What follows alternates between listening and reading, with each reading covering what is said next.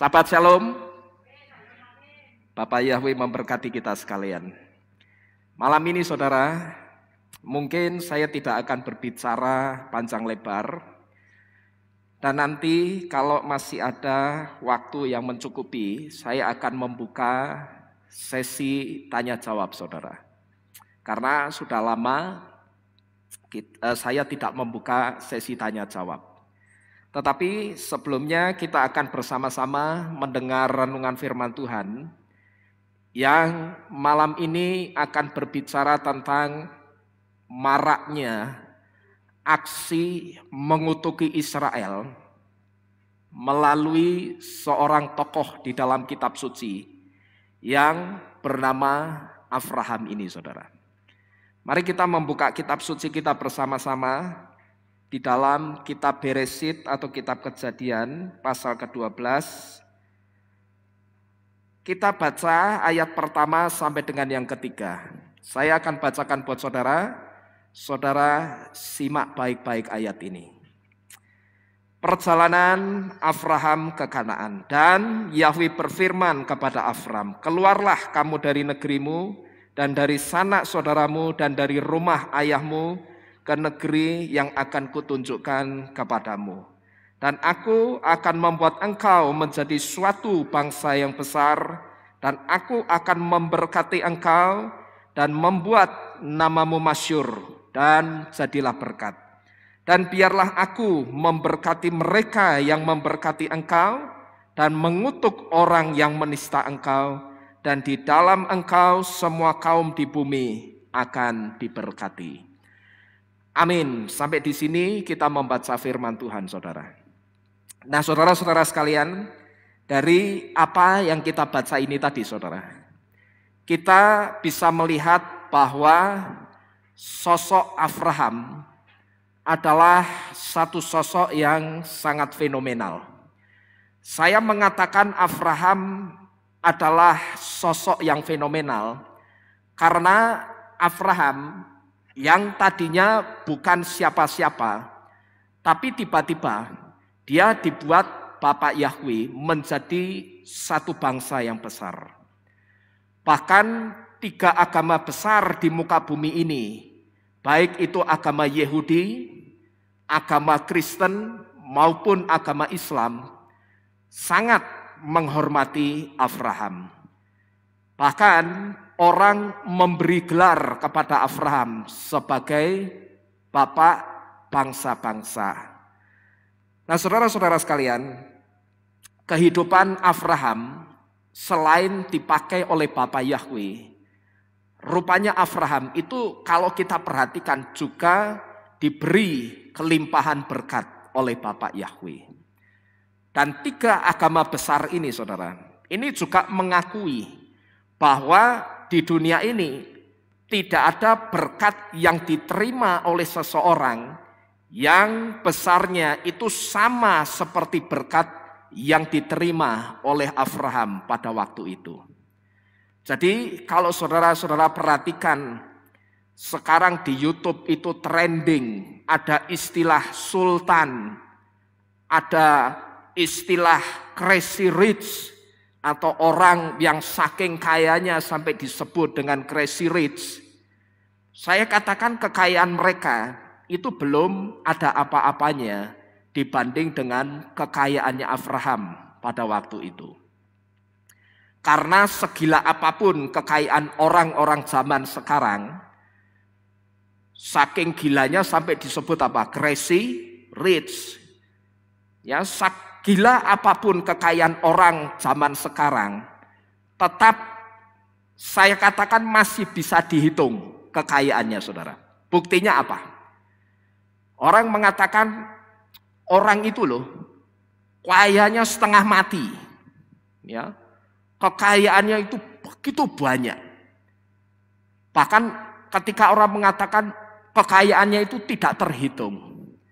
Tetapi saudara-saudara sekalian, saya katakan segila apapun kekayaan seseorang zaman sekarang ini, tetap masih bisa dihitung kekayaannya. Buktinya apa? Buktinya ada yang namanya Hall of Fame. dari orang-orang kaya yang ada di dunia ini. Hall of Fame itu panggung ketenaran dari orang-orang kaya yang ada di dunia ini. Di dalam Hall of Fame, di situ ada nomor 1 adalah si A dengan kekayaan sekian ribu triliun. Lalu di Hall of Fame juga ada si B dengan kekayaan sekian ratus triliun yang menduduki peringkat kedua. Dan di situ juga ada si C dengan kekayaannya puluhan triliun yang menduduki peringkat yang ketiga. Nah, ini adalah satu bukti bahwa kekayaan orang zaman sekarang itu masih bisa dihitung. Karena apa, saudara? Karena masih bisa diurutkan siapa yang nomor 1 paling kaya, siapa yang nomor 2 paling kaya, siapa yang nomor 3 paling kaya, nomor 4, 5 dan seterusnya yang paling kaya di dunia ini.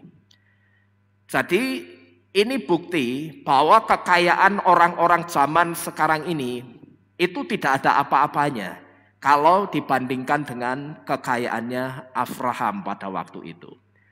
Karena kekayaan mereka masih bisa dihitung. Tapi kekayaannya Abraham itu tidak ada satupun yang bisa menghitungnya. Karena soal kekayaan Abraham, Bapak Yahweh sudah mengatakan bahwa berkat-Mu itu akan seperti pasir di laut dan bintang di langit. Siapa yang bisa ngitung pasir di laut dan bintang di langit? Tidak pernah ada. Maka saya katakan sekalipun ada Hall of Fame orang-orang kaya di dunia ini, nomor 1 adalah si A dengan kekayaan ribuan triliunnya, nomor 2 si B dengan kekayaan ratusan triliun dan seterusnya. Tetap saya katakan apa yang menjadi kekayaan mereka itu tidak ada apa-apanya dibandingkan dengan kekayaannya Abraham. Karena mereka masih bisa dihitung. Buktinya masih bisa diapakan tadi? Diurutkan. Nomor 1 ini kekayaannya sekian ribu triliun. Nomor 2 si B dengan kekayaannya ratusan triliun dan seterusnya. Tapi Abraham itu kekayaannya tidak bisa dihitung, saudara. Karena Bapak Yahweh sudah ngomong apa? Ketika memberkati Abraham. Aku akan memberkati engkau. Dan berkat-Mu itu akan seperti apa?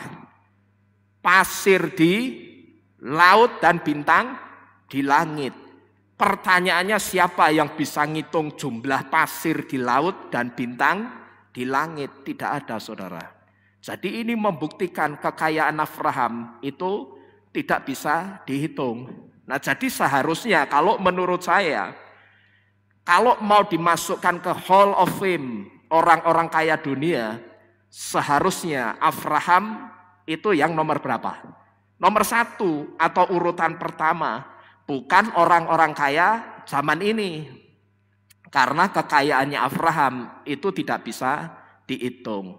Paling-paling cuman bisa disebutkan kekayaannya. Hanya bisa disebutkan apa? Oh, kekayaannya Abraham itu seperti pasir di laut dan bintang di langit. Tapi tetap sekali lagi, tidak ada yang bisa menghitung jumlahnya pasir di laut dan bintang di langit. Tidak usah jauh-jauh. Pasir di toko material, tidak ada yang bisa ngitung jumlahnya. Benar, saudara? Apalagi pasir di laut, tidak ada yang bisa ngitung, saudara-saudara sekalian. Ya, jadi tidak pernah ada yang bisa menghitung kekayaan Abraham. Karena Bapak Yahweh memberkati Abraham dengan sangat luar biasa. Nah, di sini saudara, maka tadi saya katakan bahwa kita bisa melihat Abraham ini adalah sosok yang sangat fenomenal. Nah, saudara-saudara sekalian, kita itu mulai diperkenalkan dengan sosok Abraham. Kalau tidak salah di bagian akhir dari perikop yang mengisahkan tentang Noah atau Nuh. Dan kalau kita melihat di pasal-pasal selanjutnya, di sana kita bisa melihat bagaimana kualitas seorang Abraham itu. Setelah Bapak Yahweh itu berjumpa dengan Abraham, Bapak Yahweh mulai mengajak Abraham itu untuk berjalan bersama-sama dengan Tuhan. Kalau saya katakan Bapak Yahweh setelah berjumpa atau menemukan Abraham, kemudian Bapak Yahweh itu mulai mengajak Abraham berjalan bersama Tuhan, itu bukan berarti Bapak Yahweh jalan di sebelah kanan, Abraham jalan di sebelah kiri, bukan seperti itu.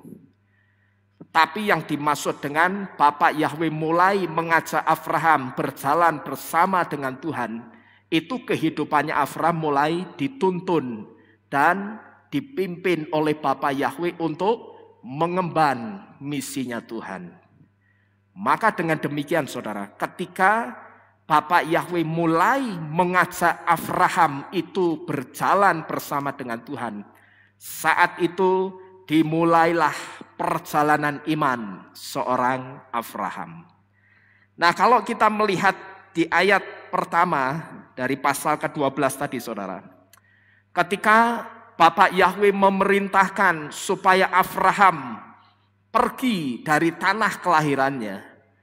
Perintah pergi ini, saya katakan bukan perintah pergi biasa, tapi satu perintah yang mengandung arti yang sangat dalam untuk Abraham. Beberapa tahun yang lalu saya pernah menyampaikan hal ini saudara. Saya akan singgung sedikit soal hal ini. Kalau kita memperhatikan di ayat yang pertama, di situ ada satu perintah pergi untuk Abraham yang ditulis di dalam kitab Beresit atau kitab Kejadian pasal ke-12 ayat yang pertama, yang ditulis dengan kata keluarlah atau pergilah kamu. Nah, dalam bahasa Ibrani, kata keluarlah atau pergilah kamu itu ditulis dengan kata lech lecha yang memiliki arti yang sangat dalam. Lech lecha itu bukan hanya sekedar perintah pergi biasa, tapi lebih dalam lagi, lech lecha memiliki arti go forth for yourself, yang artinya pergilah bagimu. Atau dengan kata lain, dengan makna yang lebih dalam, lech lecha itu artinya pergilah demi kebaikanmu. Artinya apa ini saudara? Artinya kalau Abraham tetap tinggal bersama-sama dengan keluarganya, maka yang pertama, Abraham itu tidak akan pernah bisa memiliki yang namanya keturunan atau anak. Ketika Abraham itu selalu mendambakan dan merindukan memiliki seorang anak, Abraham tidak pernah mendapatkan saudara.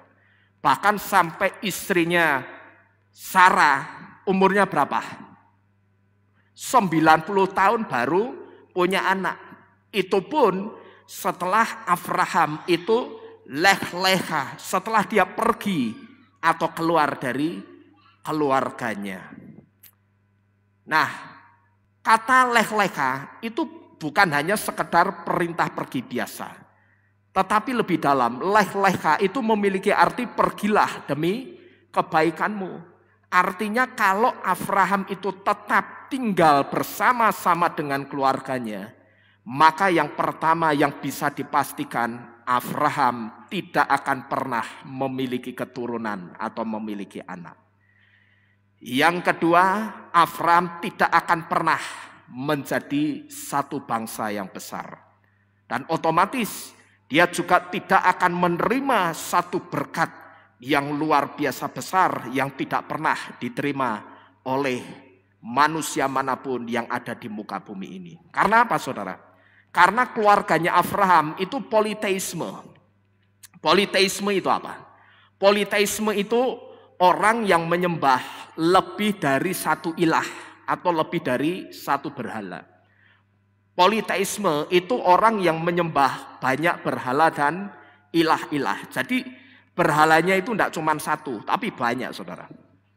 Dan kita tahu, saudara, hal-hal seperti ini kebencian bagi Bapak Yahweh. Bapak Yahweh tidak suka dengan orang yang politeisme. Jangankan politeisme, pagi nyebut Bapak Yahweh, sore nyebutnya nama berhala, itu Bapak Yahweh tidak suka, saudara. Dan bagi Bapak Yahweh yang seperti ini tetap disebut sebagai politeisme. Karena kita dianggap menyembah banyak ilah. Sedangkan Bapak Yahweh sudah memberitahu bahwa dia adalah Elohim yang pencemburu. Dia tidak mau, saudara, dimadu. Dia tidak mau kita itu mertanggung Yahweh ya, nama berhala yang lain juga iya. Ya, maka dulu saya pernah memberitahu kepada saudara-saudara sekalian, jangan sekali-kali kita membuat Bapak Yahweh itu cemburu dengan yang bukan Elohim. Saya sudah memberitahu bahwa yang Elohim atau El Elohim, Elohim yang benar-benar Elohim itu hanya Bapak Yahweh dan Adonai Yeshua. Di luar dua nama itu, mereka semua bukanlah Elohim, bukanlah El Elohim, bukan Elohim yang benar-benar Elohim. Kita tahu, saudara, Bapak Yahweh itu benci dengan yang model beginian, dengan politeisme, dengan sinkritisme, itu Bapak Yahweh benci. Nah, hal ini, saudara, sekaligus memberitahu kepada kita, kalau mungkin saat ini ada di antara kita yang mungkin kita merasa seperti Abraham. Kita, kalau Abraham itu kan punya kerinduan apa? Dia pengen punya anak, ya. Nah, hal ini sebetulnya sekaligus memberitahu kepada kita, kalau mungkin saat ini ada di antara kita yang merasa, kenapa ya hidupku itu kok seperti jauh dari berkat. Kenapa pergumulanku itu tidak kunjung selesai-selesai. Dan kenapa seolah-olah ketika aku berdoa, doaku itu membentur langit tembaga. Dan doaku itu seolah-olah tidak pernah didengarkan oleh Bapak Yahweh.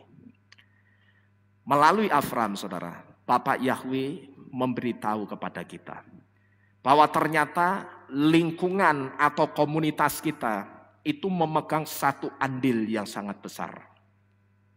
Lingkungan atau komunitas kita itu ternyata membawa satu pengaruh yang sangat besar. Dan lingkungan atau komunitas kita itu juga bisa menentukan apakah Bapak Yahweh itu akan memberkati kita atau tidak. Itu ternyata lingkungan membawa pengaruh yang besar. Keluarga Abraham yang politeis ini tidak hanya menjadi gambaran keluarga inti saudara. Tapi keluarga Abraham politeis ini juga berbicara tentang komunitas saudara. Dengan kata lain, saudara ada di lingkungan yang sehat rohaninya. Saudara ada di lingkungan atau bersatu dengan keluarga yang sama-sama menyembah Bapak Yahweh. Saya percaya berkat yang sama yang diterima oleh Abraham pasti akan kita terima juga. Amin. Jadi kalau kita perhatikan kisahnya Abraham, rupanya lingkungan itu memegang satu andil dan pengaruh yang sangat besar.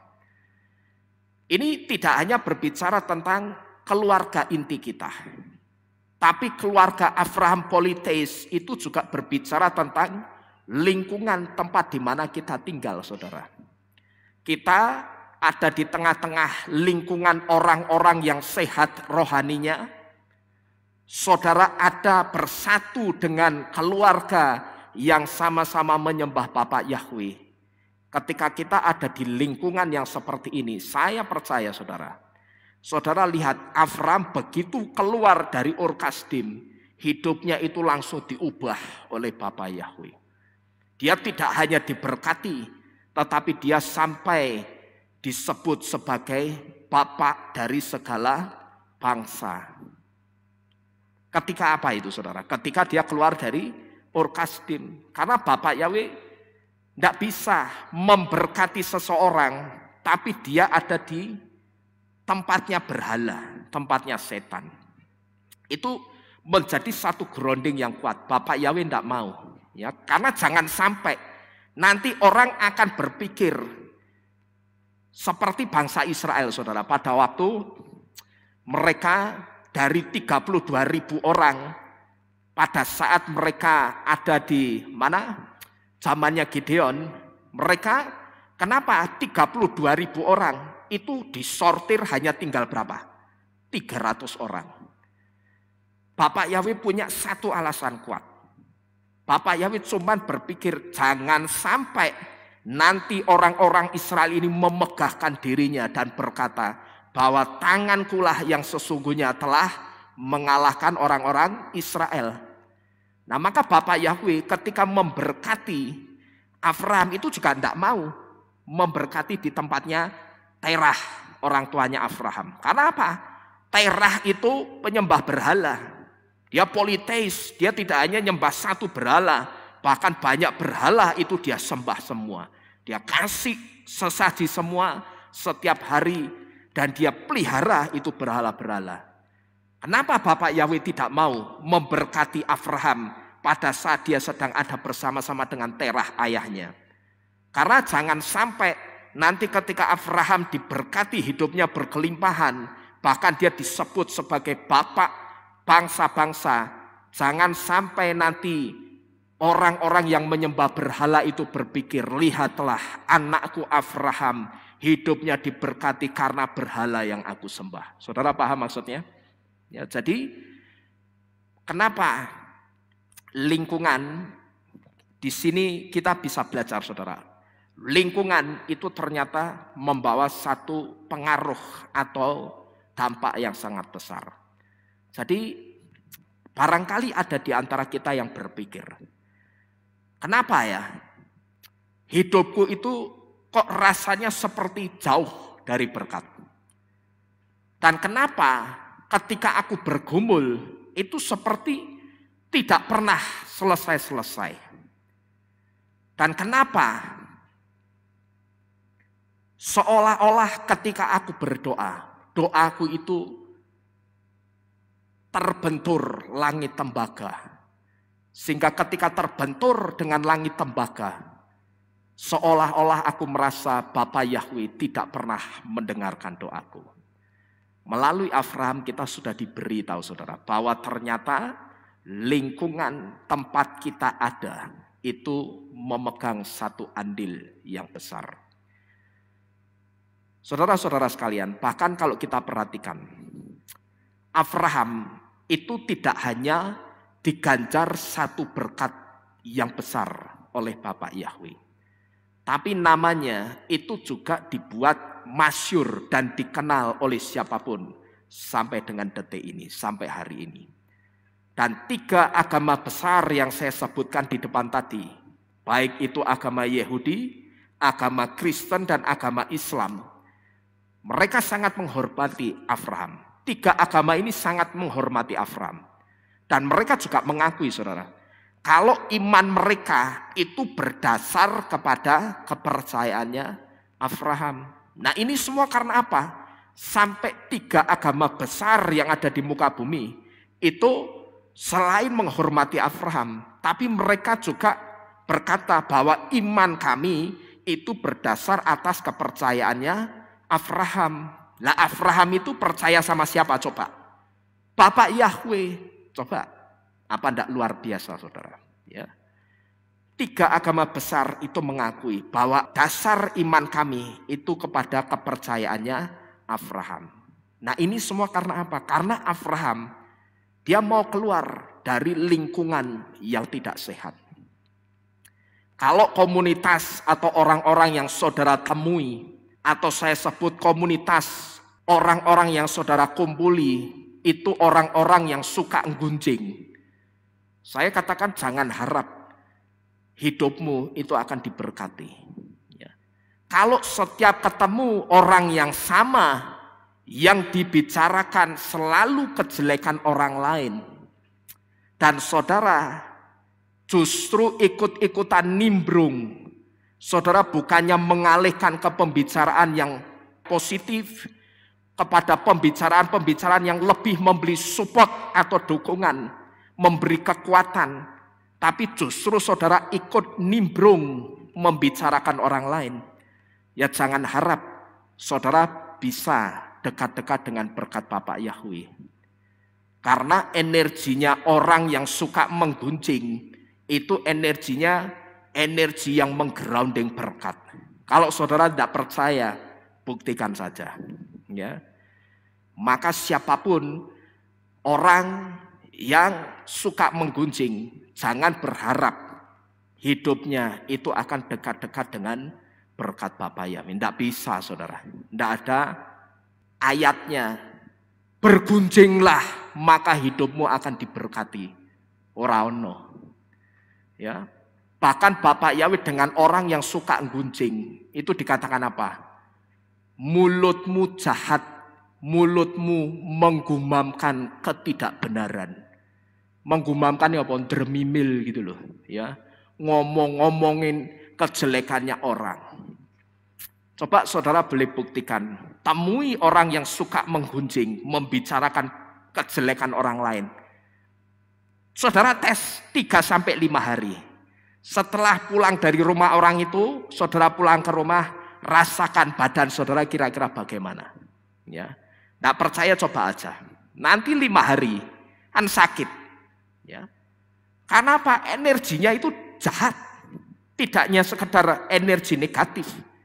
Energinya orang-orang yang suka menggunjing, tapi energinya itu satu energi yang jahat, saudara. Jadi jangan berharap kalau kita itu suka menggunjing, maka kita akan dekat-dekat dengan berkat Bapak Yahweh. Tidak bisa. Ya, jadi kalau komunitas atau orang-orang yang saudara kumpuli itu orang-orang yang seperti ini, ya jangan harap hidupmu itu akan diberkati Bapak Yahweh. Setiap kali ketemu orang yang sama, yang dibicarakan selalu kejelekannya orang lain, waduh, ini kok tidak bosan ya. Saya merenung terkadang. Orang kok tidak berubah-berubah ya. Hidupnya setiap hari, umurnya semakin hari semakin bertambah. Tetapi mulutnya itu masih dipakai untuk menggunjingkan, membicarakan kejelekan orang lain. Kok tidak bosan gitu loh. Ya saya kadang merenung. Ini orang ini terkadang saya renungkan, orang-orang model begini ini ngerti tidak sebetulnya? Energi sebuah gunjingan itu energinya jahat, energinya negatif. Saya pernah memberitahu kepada saudara, dahsyatnya energi perusak dari pergunjingan, dari orang yang suka ngerasani orang. Wong kejelekan orang lain saja itu energinya sudah negatif, apalagi kalau kejelekan itu dibicarakan. Paham saudara? Ya, coba saudara renungkan. Kejelekan itu sendiri energinya sudah positif atau negatif? Negatif, gitu loh. Lagian ngapain sih kejelekan orang kok dibicara-bicarain terus ngapain, gitu loh? Apa ndak ada topik yang lain? Jadi hati-hati saudara, kalau komunitas atau orang-orang yang saudara kumpuli, saya ngomong to the point aja. Ya, enggak usah pakai bahasa yang saya halus-haluskan. Kalau orang atau komunitas yang saudara kumpuli, itu model orang-orang yang suka gunjing, jangan berharap hidupmu akan diberkati. Enggak bisa. Jangan kita teriak-teriak terus sama Tuhan. Bapak Yahweh, Engkau itu sebetulnya ada atau enggak? Engkau itu sebetulnya mendengarkan doaku atau enggak? Kok aku berdoa teriak-teriak dari dulu pergumulanku, kok enggak didengar sama Tuhan? Nah bagaimana mau didengar? Kalau mulut kita itu setiap hari dipakai untuk mempergunjingkan tentang kejelekan orang lain. Ya enggak bisa. Hati-hati saudara, ini energi negatifnya sangat besar sekali.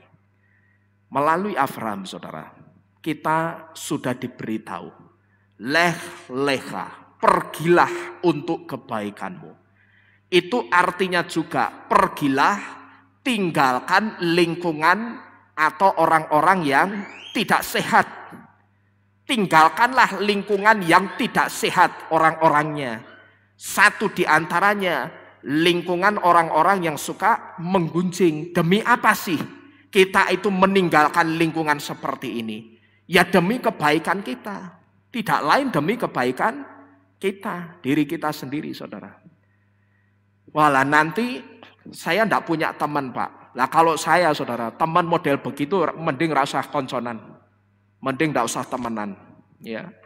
Kalau teman setiap kali ketemu selalu yang dibicarakan kejelekan orang, ya mending kalau saya tidak punya teman seperti itu.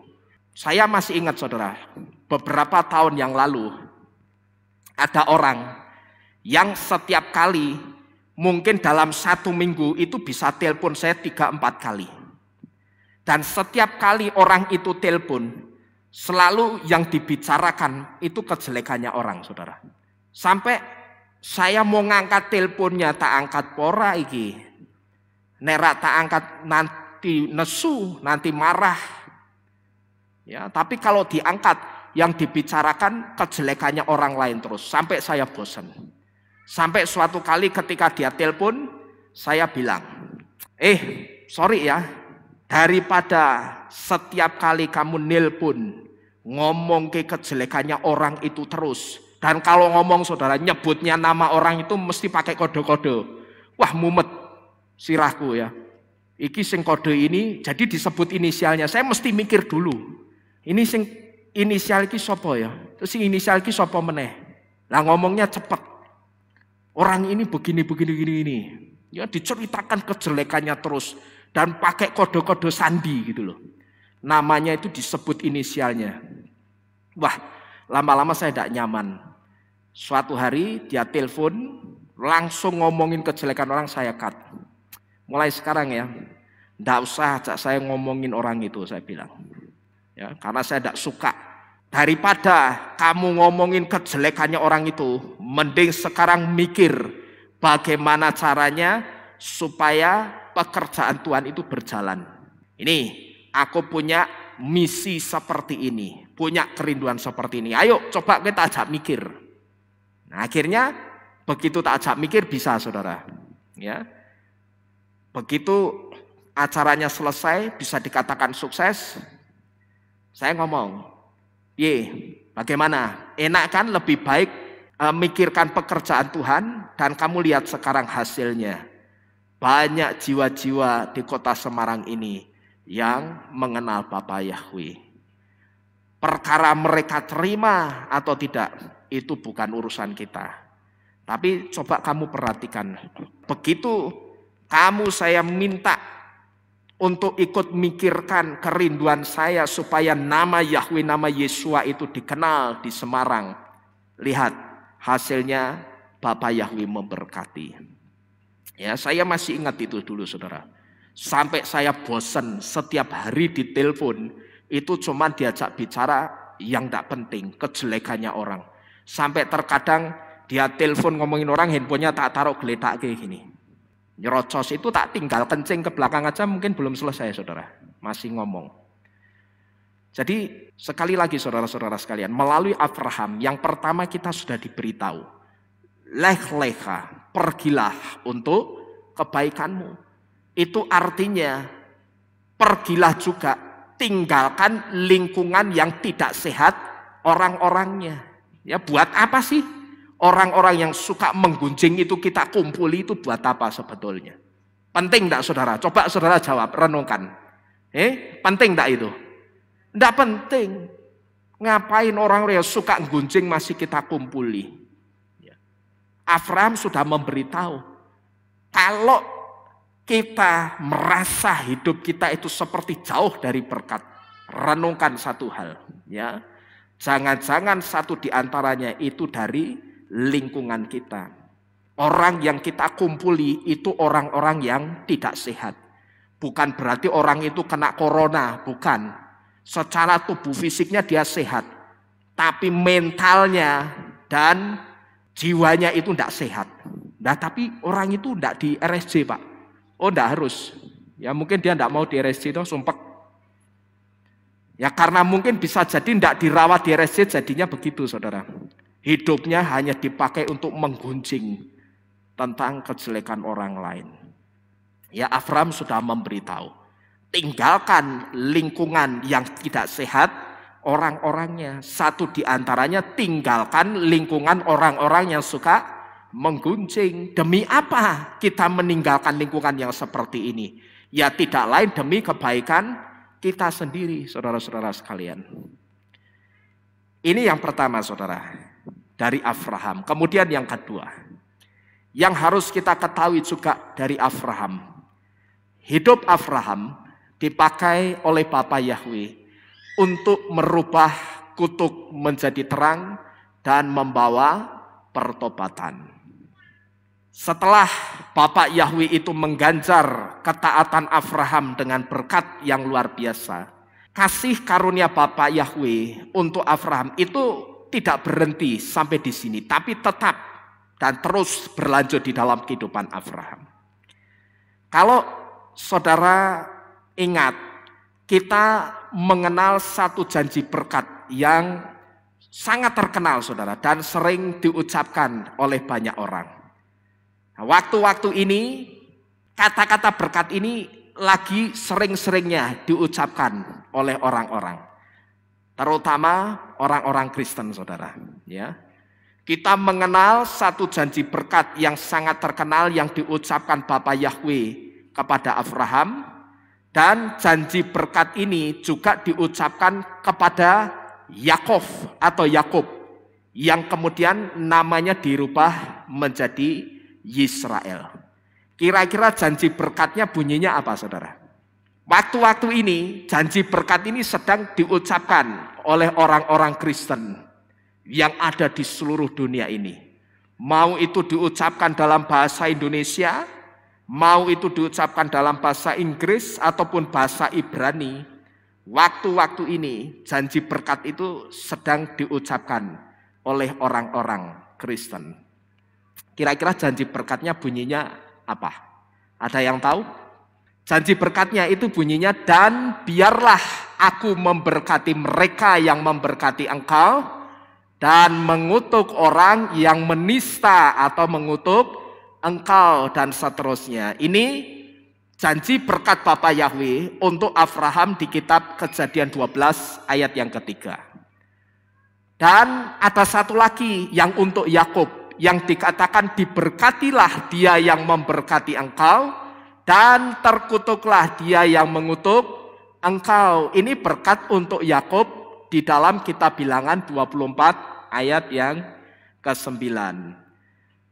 Saudara-saudara sekalian, dua berkat Abraham atau dua berkat untuk Abraham dan Yakub ini artinya sama, ya. Tidak ada yang berbeda. Untuk Abraham dikatakan, aku memberkati mereka yang memberkati engkau, dan mengutuk orang yang mengutuk engkau. Yang untuk Yakub apa juga ini? Diberkatilah dia yang memberkati engkau, dan terkutuklah dia yang mengutuk engkau, hai Yakov atau hai Yisrael. Karena Yakov namanya diganti Yisrael. Dua berkat untuk Abraham dan untuk Yakub ini artinya sama, maknanya juga sama. Tetapi saudara, sebetulnya ada sesuatu yang aneh kalau kita melihat ayat ini dari bahasa Ibraninya saudara. Coba kita lihat. Dalam bahasa Ibrani, dua berkat ini ditulis dengan kalimat seperti ini. Ini yang pertama dulu yang untuk Abraham. Ditulis wa abarkah mebarkeak kalelea aor. Ini berkatnya untuk Abraham. Wa abarkah mebarkeak kalelea aor. Kemudian yang berkat untuk Yakub, yang dikatakan diberkatilah dia yang memberkati engkau, dan terkutuklah dia yang mengutuk engkau. Dalam bahasa Ibrani itu ditulis dengan kalimat mebarakeak baruch waor reak arur. Kalau punyanya Abraham yang dikatakan biarlah aku memberkati mereka yang memberkati engkau, dan mengutuk orang yang menista atau mengutuk engkau, bahasa Ibrania ini wa abarkah mebarkeak kaleleak aor. Ya, ini bahasa Ibraninya yang punya Abraham. Kalau punyanya Yakub bahasa Ibraninya yang ini, me, barakeak, baruk, or, reak, arur. Kalau kita perhatikan, di sini ada yang aneh, saudara. Anehnya di mana kira-kira? Kalau kita perhatikan, akar kata yang dipakai untuk kata memberkati dan diberkati. Keempat kata ini saudara, memberkati, memberkati, memberkati, dan diberkati. Ini sama-sama dari satu akar kata yang sama, yaitu kata barak, yang artinya berkat. Jadi kalau saudara perhatikan, di sini ada kata barkah, barkeak, barakeak, dan baruk. 4 kata Ibrani yang berbeda ini, yang artinya memberkati dan diberkati. 4 kata bahasa Ibrani ini sama-sama dari satu akar kata yang sama, yaitu apa? Barak, artinya apa? Berkat. Ini seperti halnya kata dengarlah dan mendengar. Nah, kata dengarlah dan mendengar itu dari satu akar kata yang sama apa? Dengar, ya. Jadi 4 kata dalam bahasa Ibrani ini sebetulnya dari satu akar kata yang sama, yaitu barak, yang artinya berkat. Saudara perhatikan baik-baik. Untuk kata memberkati, ini ya, memberkati, memberkati, memberkati, dan diberkati. Akar katanya sama, yaitu barak. Tapi anehnya, kata Ibrani untuk kata mengutuk dan terkutuk di situ ditulis dengan 3 kata Ibrani yang berbeda, yaitu kalel, lalu arur, dan or. Bukan or. Ya, kalau tadi kata memberkati, kata diberkati dari berapa akar kata? 1, yaitu apa? Barak, yang artinya berkat. Tapi untuk kata mengutuk, ini ya, mengutuk, dan terkutuklah. Di situ ditulis dengan 3 kata Ibrani yang berbeda, yaitu ada kata kalel, ada kata arur, dan ada kata or di situ. Maksudnya apa, saudara? Kok untuk kata memberkati itu hanya dari satu akar kata yang sama, barak, yang artinya berkat. Tapi untuk kata mengutuk, kenapa sampai ada 3 kata? Ya. Ada kata kalel, ada kata arur, dan kata or. Nah, ini artinya kata kutuk yang menggunakan kata kalel dan arur, ini adalah kutuk yang membinasakan. Sedangkan kutuk yang memakai kata or seperti ini adalah kutuk yang ditujukan untuk membuat orang itu melihat terang atau melihat kebenaran dan bertobat. Karena kata or dalam bahasa Ibrani itu artinya terang. Jadi saudara-saudara sekalian, kalau kita perhatikan dalam bahasa Ibrani itu banyak sekali keunikan. Dan itu tidak kebetulan, ya. Saya pernah memberitahu kepada saudara di tempat ini dari kata toldot. Toldot itu sampai ditulis 3 macam.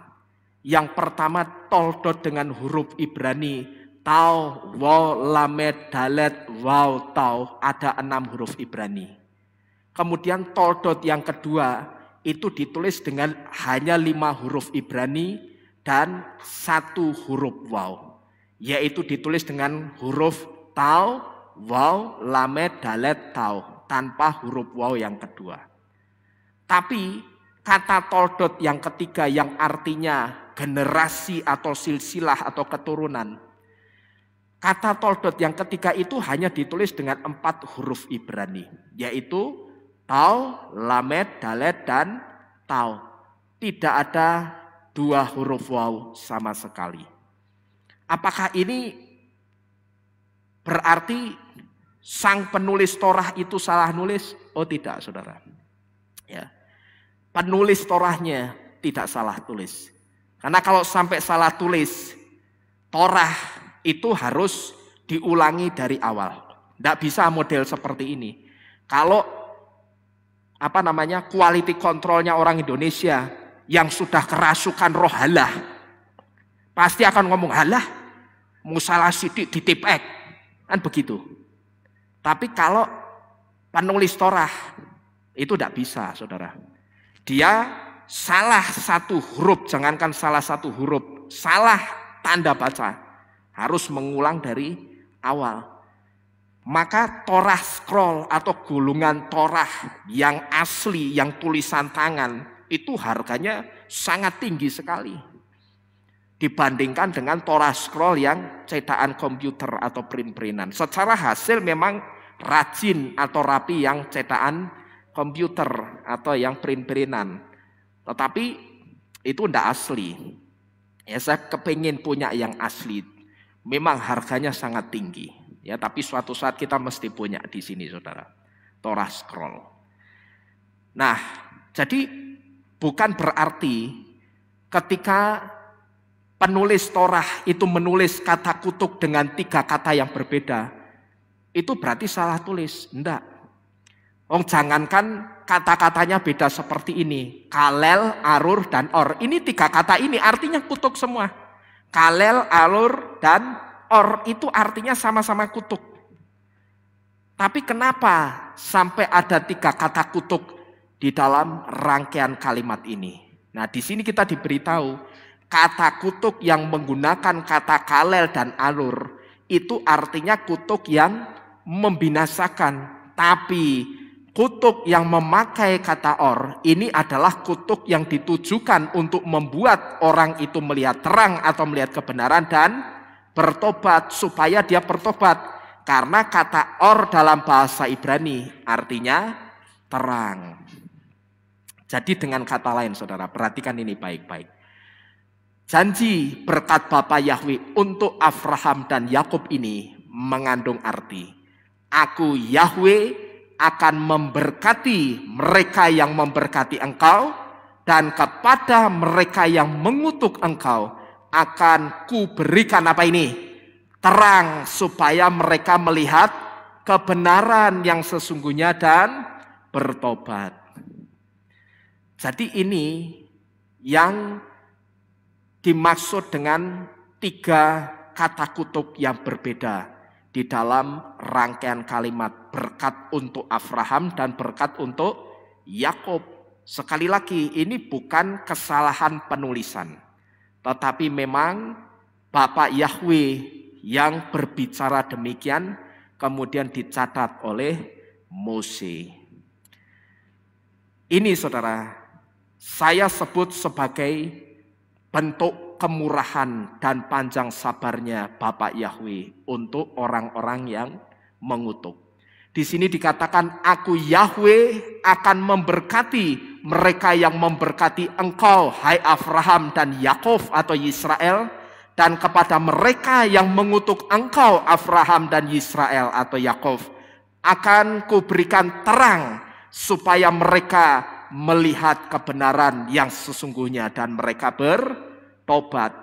Ini saya sebut sebagai bentuk kemurahan dan panjang sabarnya Bapak Yahweh untuk orang-orang yang mengutuk, termasuk saya katakan orang-orang yang saat ini mulutnya sedang mengutuki Israel. Karena apa, saudara? Saya katakan ini bentuk kemurahan dan panjang sabarnya Bapak Yahweh karena Bapak Yahweh itu ngerti, Tuhan itu tahu, tidak semua orang tahu maksudnya ketika mulut mereka mengucapkan kutuk. Karena ada orang-orang yang ngutuk cuman karena euforia. Karena semua orang ngutuki Israel, dia ikut-ikutan ngutuk. Tapi dia sendiri sebetulnya tidak tahu maksudnya ngutuk Israel itu apa, dia tidak ngerti. Paham, saudara? Maka ini yang saya sebut dengan kemurahan dan panjang sabarnya Bapak Yahweh untuk orang-orang yang sekarang masih mengutuki Israel.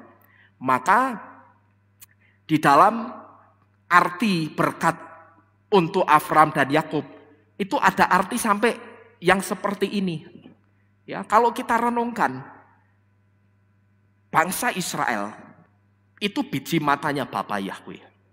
Abraham itu orang yang dipilih khusus untuk hidupnya itu bisa berjalan bersama-sama dengan Bapa Yahweh. Kalau Abraham mungkin kita tidak pernah mendengar, jarang atau mungkin tidak pernah mendengar ada orang yang mengutuki Abraham. Tapi kalau untuk Israel kita sangat sering mendengar, bahkan orang-orang Indonesia banyak sekali yang mengutuki bangsa Israel. Nah, tetapi ternyata di dalam berkatnya Bapak Yahweh untuk Yakub itu masih ada arti yang seperti ini, saudara. Ya, bahwa sekalipun engkau itu biji mataku dan sekalipun engkau itu dikutuk, seharusnya aku juga mengutuk mereka. Tetapi di dalam kutukku itu aku masih memberikan kesempatan dengan memberikan terang supaya mata mereka itu melihat kebenaran yang sesungguhnya, dan mereka harapan Bapak Yahweh apa? Tesufah, bertobat, gitu loh. Jangan ngutuki Israel lagi. Ini yang saya sebut dengan bentuk kemurahan dan panjang sabarnya Bapak Yahweh untuk orang-orang yang mengutuki. Termasuk orang-orang yang saat ini sedang mengutuki Israel. Karena Bapak Yahweh tahu tidak semua orang yang mengutuk itu tahu maksudnya. Ketika mereka atau ketika mulut mereka mengucapkan kutuk. Karena ada orang-orang yang ngutuk itu cuman karena euforia. Karena orang-orang semua pada ngutuki Israel, dia ikut-ikutan ngutuk. Nah, untuk orang yang seperti ini, saudara, masih ada kemurahan Bapak Yahweh. Tapi ini dengan satu catatan. Tentunya kemurahan ini tidak berlaku selamanya. Tidak berlaku kekal, tidak. Kalau orang itu sudah diberitahu jangan ngutuk Israel lagi, tapi mulutnya masih tetap ngutuk, maka kemurahan Bapa Yahweh akan berhenti saat itu juga. Dan saat itu juga yang akan berlaku di dalam kehidupan orang tersebut bukan lagi kemurahan Bapa Yahweh, tapi kutuk. Bukan lagi kutuk yang membawa terang, tapi kutuk kalel dan kutuk arur, yaitu kutuk yang akan membawa kebinasaan untuk orang tersebut. Ya, jadi dengan satu catatan, Bapak Yahweh sekarang masih memberikan belas kasihan dan kemurahan. Karena Bapak Yahweh ngerti bahwa tidak semua orang yang mengutuk Israel itu mengutuk karena dia tahu esensinya dari kutuknya itu. Dia ngerti, Bapak Yahweh ngerti. Belum tentu orang yang ngutuk itu ngerti kenapa dia mengutuki Israel. Maka Bapak Yahweh masih memberikan, diperhadapkan dengan apa ini? Kutuk yang istilahnya kutuk yang masih ada pengampunannya. Tapi kalau sudah dikasih tahu jangan ngutuki Israel, tapi mulutnya masih mengutuk Israel, maka kemurahan Bapa Yahweh saat itu juga akan berhenti sampai di situ. Dan yang berlaku di dalam kehidupan orang itu bukan lagi kemurahan, tapi kalel dan arur yang akan membawa kebinasaan untuk orang tersebut. Ini, saudara, saya rasakan sama persis dengan apa yang kami sekeluarga alami dulu. Ketika kami diberitakan tentang nama juru selamat yang benar, yaitu Bapa Yahweh dan Adonai Yeshua. Waktu itu papa saya pernah mengatakan begitu melihat brosur tentang nama Yahweh dibaca, di situ dikatakan bahwa Tuhan pencipta langit dan bumi yang sesungguhnya, Tuhan Juru selamat yang sesungguhnya adalah Yahweh Besem Yeshua HaMashiach. Waktu itu papa saya langsung katakan, wah iki brosur sesat. Yahweh itu sesat. Nah saudara-saudara sekalian, kami yang tidak mati saat itu ketika mengatakan Yahweh itu sesat, saya sebut kami masih diberi atau menerima kemurahan Bapa Yahweh. Dan saya sebut juga kami tidak diperhadapkan dengan kutuk kalel dan kutuk arur yang membinasakan keluarga kami, saudara. Tapi masih dengan yang pada akhirnya itu membawa pertobatan untuk keluarga kami.